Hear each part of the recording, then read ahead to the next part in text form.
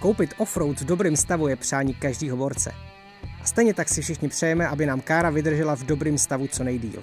Ideálně asi tak do konce života. Většina offroadů vydrží strašně moc, ale každý auták potřebuje občas trochu lásky. 2 základní body údržby ale zvládne skoro každý doma na dvorku. No a který 2 body to jsou? No tak za prvý je to nečekaně mytí. A tím myslíme fakt důkladný mytí. Tak jasně, tohle prostě není fér. Auto je zasraný jak jetel během minuty, ale pořádný mytí může zabrat klidně 2 hodiny. Tohle neznamená, že bychom se na to měli radši vykašlat. Auto je potřeba zbavit všeho bahna a kamení hned z několika důvodů. Bahno se dostává ke spoustě důležitých částí, ale nejvíc problémů udělá, když zalepí chladiče. Přehřátej motor může přijít o vodu a může i prasknout těsnění pod hlavou nebo rovnou samotná hlava.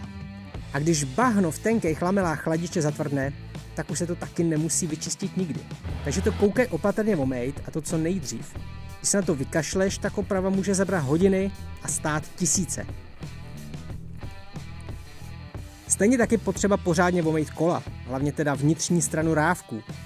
Pneumatiky a rávky se vyvažují s přesností na gramy, aby byla jízda po silnici pohodlná a bezpečná. Po kvalitní offroad party vypláchneš klidně i půl kila bahna a šutru z každého kola, včetně rezervy. Pořádný omytí už vyřešilo několik záhadných dead wobblů.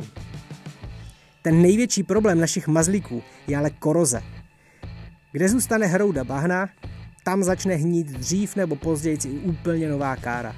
Je to jenom otázka času. Proto se nemeje jenom v okno a SPZ, ale hlavně rám, podběhy a nádrž. Každý auto má nějaký to blbý místo, kde se bahno usazuje snad i při jízdě na asfaltu.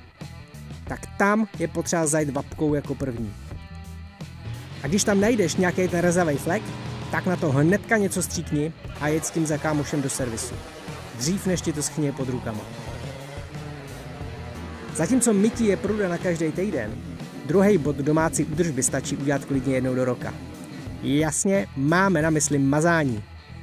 Pravidelně musíš kontrolovat hladinu motorového oleje, to už tě asi učili v autoškole.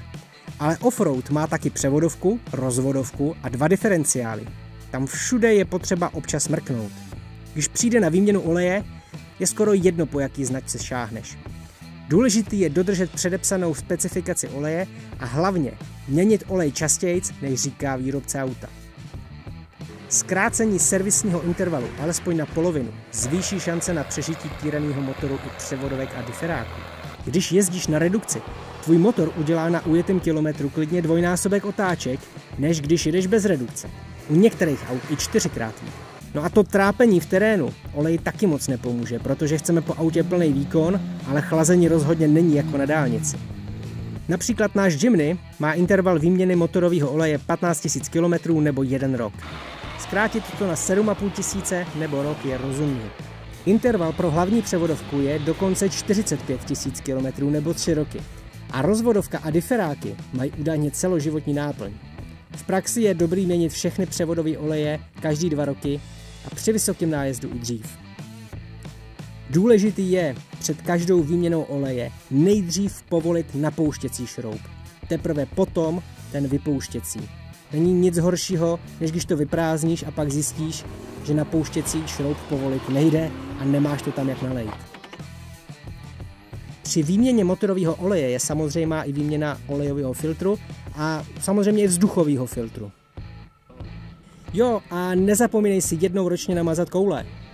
Mazání koulí a čepů přední nápravy zabere půl hodinky a zvládne to každý, kdo má doma hever, golu a tmel na převodovky. Po sundání kola musíš majzlíkem osekat několik vrstev bláta a najít svislej čep, takzvaný kingpin. Tady ho drží příruba na 4 šestky šrouby s hlavou na 10 ořech. Čep se opatrně vytáhne nahoru a dovnitř koule se natlačí vazelína. V žádném případě ne grafitová. Sem patří jedině molybdenová MOS2 vazelína, která se prodává třeba i jako mazivo pro homokinetické klouby. Když je koule plná, čep s očištěnou, odmaštěnou přírubou můžeš vrátit zpátky. Samozřejmě s novým těsnícím tmelem. Koule můžeš lehce máznout i zvenku, ale pokud je těsnění v dobrém stavu, měly by se mazat sami, tak jak auto zatáčí. Povrch koule by měl být pořád lehce mastnej. Vazelina brání vydírání, ale i reznutí koulí. Většina vůlí na tuhý přední nápravě vznikne právě tady kvůli zanedbané údržbě. Napište nám do komentářů, jak často mejete a jak často mažete. No a jestli byste do základní údržby zařadil i něco dalšího, napište nám to taky. Z dnešní Off Tour garáže to bylo všechno. Odebírejte kanál Off Tour a my se těšíme zase příště. Zase z nějakého vejletu. Tak ahoj!